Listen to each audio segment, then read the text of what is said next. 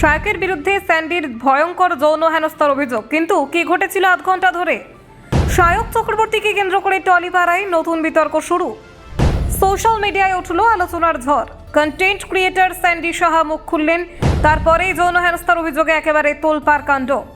অলিপাপ video বিতর্কে জড়ালেন শায়ক, তারপরেই এই কাণ্ড। 3 বছরের পুরনো ঘটনার সামনে এলো, সাহস দেখালেন স্যান্ডি। টলিপাড়ায় নীরবতার গহীনে গোপন প্রকাশ্যে এলো চাঞ্চল্যকর অভিযোগ।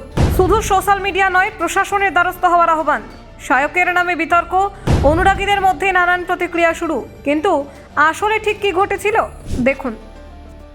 সম্প্রতি কন্টেন্ট ক্রিয়েটর শায়ক চক্রবর্তীকে কেন্দ্র করে নতুন এক বিতর্ক শুরু হয়েছে। অলিপাবের কাণ্ডের পর স্যান্ডি সাহার নামে একজন কন্টেন্ট ক্রিয়েটর শায়ককে নিয়ে একটি ভিডিও তৈরি করেন। ভিডিওতে মূলত শায়কের সঙ্গে তার সম্পর্ক ও ঘটনার বিভিন্ন দিককে হালকা ফুলকা উপস্থাপন করা হয়েছিল। তবে এই ভিডিও প্রকাশের পরেই স্যান্ডি দাবি করেন শায়ক তাকে ব্লক করে দিয়েছেন, যা নিয়ে সোশ্যাল মিডিয়ায় আলোচনা শুরু হয়।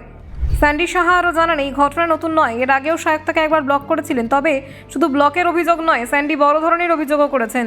তিনি বলেছেন, এক শুটিংয়ের জন্য শায়কের বাড়িতে গেলে প্রায় 30 মিনিট ধরে শায়ক তার সঙ্গে এমন আচরণ করেছেন, যা তিনি প্রত্যাশা করেননি। স্যান্ডির দাবি, ওই সময় তিনি কিছুটা নেশার অবস্থায় ছিলেন এবং সেই সুযোগে তাকে যৌন হেনস্থা করা হয়েছে। স্যান্ডি উল্লেখ করেন, এতদিন পর্যন্ত তিনি এই ঘটনাটি সামনে আনেননি। তবে সম্প্রতি সামাজিক মাধ্যমে ঘটেছে নতুন বিতর্ক, যার প্রেক্ষিতে তিনি নিজের অভিজ্ঞতা সকলের সঙ্গে ভাগ করে নিয়েছেন। তিনি আশা করছেন এতে আর কেউ একই ধরনের পরিস্থিতির শিকার যাতে না হন। এই ঘটনার পর টলিপাড়া প্রযোজনার ক্ষেত্রে উত্তেজনা দেখা দিয়েছে। প্রযোজক অর্ক গঙ্গোপাধ্যায় সম্প্রতি একটি ফেসবুক পোস্টে একটি শিশু শিল্পীর হেনস্থার কথা তুলে ধরেছেন।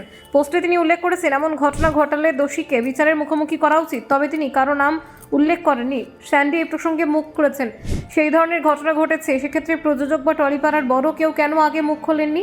তিনি বলেন, এই ঘটনা নিয়ে 3-4 বছর আগে ঘটেছিল এবং সেই সময় তিনি ভয় পেতেন।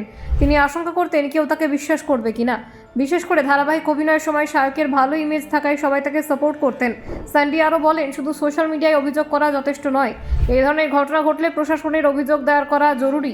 তিনি মনে করেন, যদি আনুষ্ঠানিকভাবে ব্যবস্থা নেওয়া না হয় তাহলে একই ধরনের ঘটনা অন্যদের সঙ্গেও ঘটতে পারে। এই বিতর্কের পর সোশ্যাল মিডিয়ায় ব্যাপক প্রতিক্রিয়া দেখা গেছে। অনেকেই স্যান্ডির সাহসিকতার প্রশংসা করেছেন, অন্যদিকে কিছু দর্শক এবং ফ্যানবেস এখনও এই অভিযোগের সত্যতা নিয়ে বিভ্রান্ত। সোশ্যাল মিডিয়ায় এই বিষয়ে নানান ধরনের মন্তব্য, আলোচনা, সমালোচনা চলছে।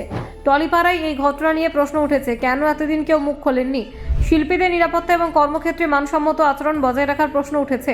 অনেকে মনে করছেন, যারা হেনস্থার শিকার হয়েছেন তাদের জন্য যথাযথ সাহায্য ব্যবস্থা থাকা উচিত। স্যান্ডি দাবি করেছেন, তিনি শুধুমাত্র নিজের অভিজ্ঞতা প্রকাশ করেছেন। তিনি চান ভবিষ্যতে কেউ এই ধরনের পরিস্থিতির শিকার যাতে না হয়। এই ধরনের সাহসিকতা টলিপাড়ায় পরিবর্তনের জন্য উদাহরণ হতে পারে। এই ঘটনার পর শায়কের সোশ্যাল মিডিয়া প্রোফাইল এবং প্রতিক্রিয়াও নজরে এসেছে। তিনি এখনও এই বিষয় নিয়ে মুখ খোলেননি। অনেকে অনুরোধ করেছেন, তিনি যদি স্বচ্ছতা দেখান তাহলে বিতর্কের অবসান ঘটতে পারে। Bureau report.